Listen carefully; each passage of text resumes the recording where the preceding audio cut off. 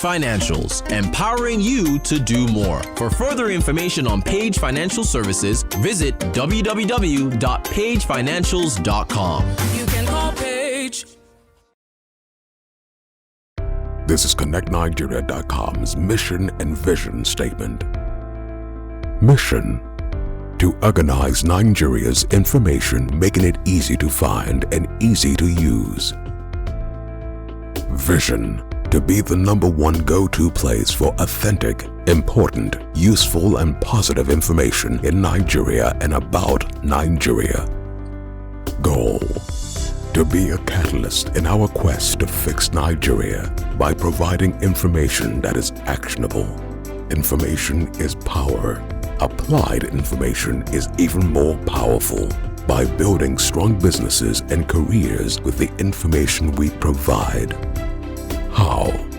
We need to become relevant so that people will use us. People will share information with us. People will partner with us. Organizing events and trainings, being the most positive company, by giving back to society, by having an excellent spirit.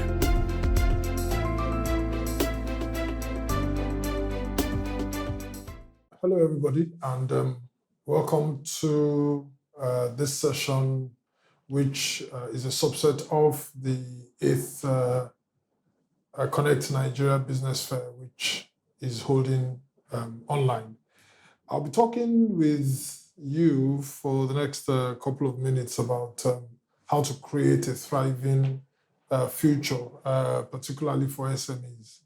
A lot has happened in the last couple of months, and it's brought about different perspectives in terms of learning, in terms of developing yourself, in terms of re-strategizing and positioning yourself for the challenges of the future.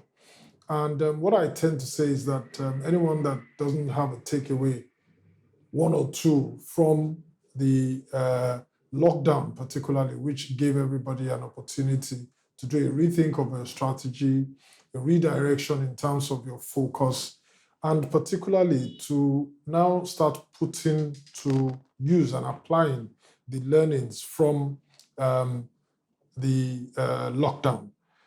According to the Bureau of Statistics, about the SMEs in Nigeria contribute about 48% to the national GDP. This clearly re-emphasizes or underscores the importance of the SMEs in this sector. And with a total number of about 17.4 million SMEs around the country, it's obvious that this would continue to grow. And of course, as a fallout of the lockdown, there will be a development of a new set of SMEs. And as of today, the SMEs provide about 50% of the industrial jobs and nearly 90% of the manufacturing sector. So there's a lot of contribution, directly and indirectly, of the SMEs into the economy. I'll very quickly talk about the pitfalls the SMEs in Nigeria face in today's market. One is the lack of skilled manpower. A lot of times it's a lot of challenge for SMEs to actually get skilled or even recruit skilled people that can actually make a positive impact on their businesses. Then again, of course, a lot of SMEs don't take the pain of developing themselves in their line of business and actually learning new things. Second is multiplicity of taxes. There are a lot of taxes that are introduced either at the local government level, at the state government level, at the federal level, at the municipal level. So SMEs are subjected to so much taxes, and it becomes a daunting challenge to even break even. The third is actually the high cost of doing business. I'm sure we all go through different phases of problems in terms of doing business. The overheads, the fact that you have to actually build your infrastructure yourself, electricity, water, roads, telecommunication, those costs are there. And of course, the inadequate infrastructure too to support actually the processing of whatever the goods and services that you are providing. The regulatory burden remains another challenge. there are probably different regulators along the way. Someone says that to just import just even a car, clearing it through our wharves, even despite all the measures taken, which is led by the vice president to provide the ease of doing business, it still remains a challenge. Lack of access to modern technology remains a challenge too, in terms of softwares, using AIs or using business intelligence solutions to actually drive their growth remains also a challenge for them. And of course, the big monster in the house is access to finance. That has been a major problem in Nigeria. And of course, we can now look at the impact of COVID on the Nigerian economy. And in looking at this, definitely COVID has induced a lot of disruption as expected. And it has actually now segregated the economy itself into several sectors. And the sectors, I want to break it down into three different sectors. The first sector are those that had minimal exposure to the COVID experience. The low exposure sector I would describe as the bakery, the healthcare, telecommunications, professional services, packaging and logistics, and of course, pharmaceuticals. In terms of the moderate exposure, I would want to describe those as catering and restaurants, clothing and textiles, cement and building materials, education and real estate, and of course, banking and finance. But for the high exposure, I would describe them as oil and gas, trading, entertainment, luxury goods, because of course, it's only when you are well fed that you can actually remember luxury goods, and of course, automotive. So these sectors are classified in these buckets to further underscore the importance of the impact of COVID to the Nigerian economy. Access to consumer loans and, of course, the cost of borrowing are the two major factors that can actually determine the ability of the SMEs to grow. Now, according to a report by the Faith Foundation and the budget, an overwhelming 94.3% of businesses surveyed reported being negatively impacted by the pandemic, particularly in the area of cash flow sales and, of course, revenue. And this clearly is broken down into the timelines. For instance, between the 1 and 3 months band, only 13% reported having enough cash flow to stay operational for 1 to 3 months.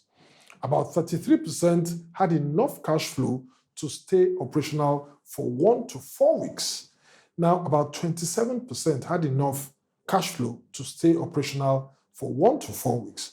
And 82% of the businesses reported that they were likely to lay off 1 to 5 employees. So this clearly talked about the impact of COVID. Now, if we look at it, post-COVID survival kits for SMEs. For SMEs that want to survive the pandemic, it's essential that they do a few things differently.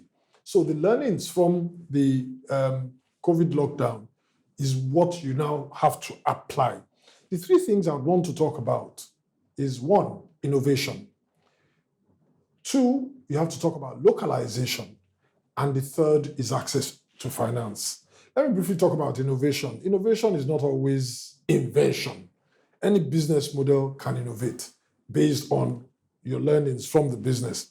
However, to survive the post-COVID, SMEs must learn to innovate their products, people, and processes into something that is not only COVID compliant, but works in the foreseeable future.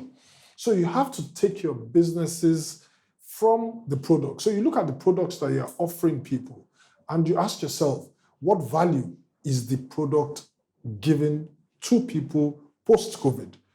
So if you think people have not changed in terms of their spending pattern, in terms of their attitude, in terms of their disposition to life, you would be making a very big mistake. So you need to look at your product. Second is the people. You need to look at your people and ask yourself, are these people ideal for my business? Are these people able to understand my redirection of my business?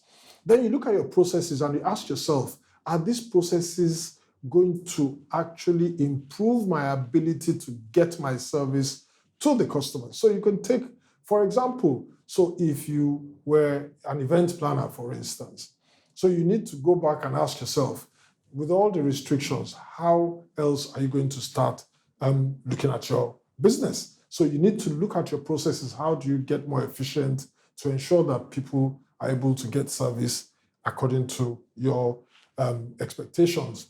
So innovation can be a catalyst for the growth and success of your business and actually help you adapt and stand out in the marketplace and position you more for greater things. So you need to be thinking long-term.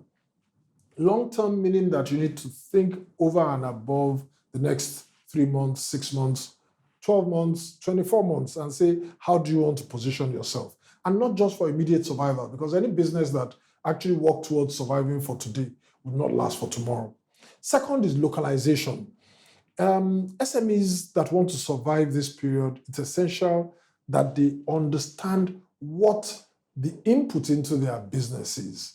So if you are foreign product dependent, so you need to look at it. So for how much do you have, or even how much foreign exchange can you use to sustain your business with rising inflation, with further FX devaluation? So you need to start thinking to yourself, how can I do what they call the backward integration? And say that, okay, what are those products that are available locally that I can actually start looking at utilizing? So the volatility of the FX market is intense, and it's such that you cannot but start thinking about locally sourcing your products and services. So if you are an SME that is largely dependent on foreign input, you need to start looking at yourself again and asking yourself, what should I be re-strategizing on in terms of imports? How can I get local substitution?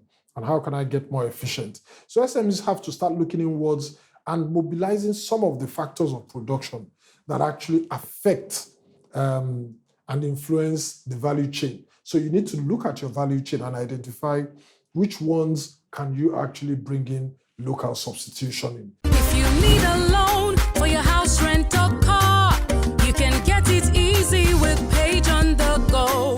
If you're out of cash and payday is far, or you need to pay school fees for the kids, pick up your phone or log on to pagefinancials.com. Smart convenience with ease. Page Financials, empowering you to do more. For further information on Page Financial Services, visit www.pagefinancials.com. You can call Page.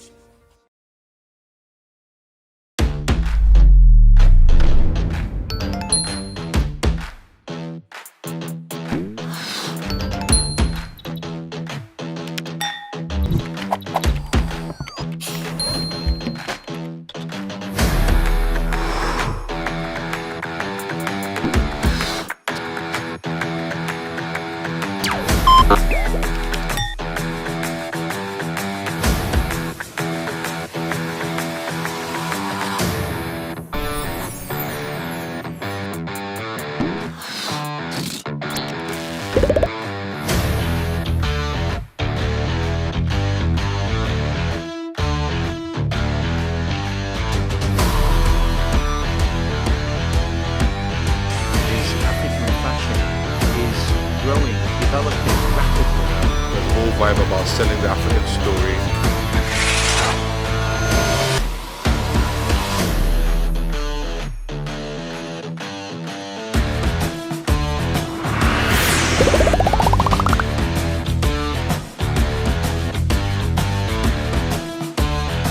The Connectnigeria SME e-business fair, Africa's biggest and largest SME event.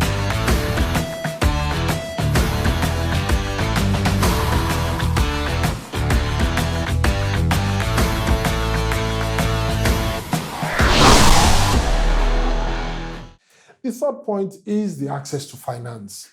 I always say that COVID itself, the threat would fade away. It's just a matter of time. But the reality is that the impact of COVID would linger on for a long time. So you need to start asking yourself, if Ebola went, Zika went, SARS also went, and we all forgot about them. So today we are faced with COVID.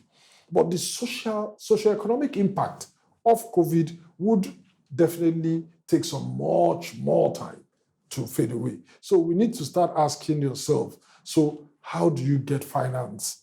And there are factors that you need to look at, particularly in terms of you being able to access loans, whether it's a household loan or it's an SME loan. Now, these factors would include, of course, the CBN came up with the loan deposit ratios for the deposit money banks, which ensures that it encourages financial institutions to actually lend to the likes of you and, of course, the growing SME population. And, of course, microfinance banks have also been given some incentives. A lot of funds have been set up by the central bank, which is supposed to actually provide some good level of stimulus in terms of getting finance. So access to finance is actually improving gradually. It had been a problem, no doubt about it. But again, SMEs have to also come prepared. So documentation is important, and improvement of your knowledge of your business is important for anybody to lend to you. And of course, because of the dynamics and the risk involved in lending to SMEs, I would say the following. I have a few things that I think SMEs can take to increase their eligibility to actually have access to loans. Number one, you must meet your existing obligations. A lot of times, SMEs actually are not able to meet their existing obligations to the extent that where revenues have been significantly impaired, it becomes a problem. So, but a lot of SMEs don't know that they can actually go to their financial institutions and say, look, I want to restructure my loan. I want to restructure my repayment terms. And that actually builds their integrity to the extent that they are not defaulting. But a lot of times we don't even meet our obligations, or we don't even review our situations with our institutions. The second is that we must aggregate our current and fixed assets, as they may be required as collateral for loans. So we need to look at our position and say, okay, what are those assets that we have that can actually enable us have access to bigger loans? And how can we put them together and ensure that we're able to use them or sweat those assets in order to drive growth? The third is to leverage on our supply chain financing. A lot of us don't look at our supply chain to the extent that we're able to even negotiate discounts, we're able to actually get credit from our suppliers. We need to look at that. Then the fourth is the issue of documentation. A lot of times we take documentation for granted as an SME. And when you don't have documentation and someone wants to lend to you and wants to see a history of your growth, it becomes impossible for the person to actually understand your business. And if a financier does not understand your business, it is almost impossible for them to do business with you. Many SMEs have never even had an opportunity to validate their business model, meaning that you don't even know whether or not this business model is right for the environment within which you are operating in, or within the context in which or within which you are working. So this is an opportunity for you to revalidate your business and ask yourself, is this model still working? Or do I need to tweak? And what do I need to tweak? Am I tweaking the people? Am I tweaking the process? Or am I even tweaking the technology that I'm using to actually drive my growth? Now, with travel restrictions, there is an inability for goods and services to move as fast compared to the pre-COVID time. So you need to identify where are the collaboration opportunities. So how do I identify opportunities for collaborating with people? So I need to identify partners. So how am I going to get partners that will help the value chain? That is also very important. Now, COVID sure did introduce new frictions into the market, and SMEs can expand their product and services to these new areas, or even start an entirely new business or the new line of business. Like I say, why would someone that is involved with baking wedding cakes and birthday cakes during the COVID period couldn't do anything and just folded his or her arms? Meanwhile, it is the same oven that you can use to actually produce bread. And bread is an essential, and you can actually produce bread and still be making money. So that is also a factor. So we need to be very, very innovative. Now, there are more finances available to SMEs now than ever before. Grants from government, from individuals, from institutions, from over and above the deposit money banks, and the opportunities to actually access finance has grown significantly.